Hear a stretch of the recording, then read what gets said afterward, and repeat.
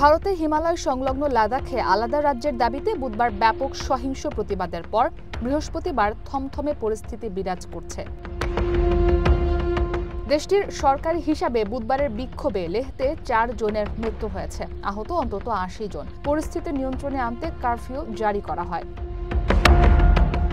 ভারতের স্বরাষ্ট্র মন্ত্রণালয় জানিয়েছে, বুধবার দিনের প্রথমার্ধে ঘটে যাওয়া দুর্ভাগ্যজনক ঘটনা বাদ দিলে লাদাখের পরিস্থিতি মোটামুটি নিয়ন্ত্রণে।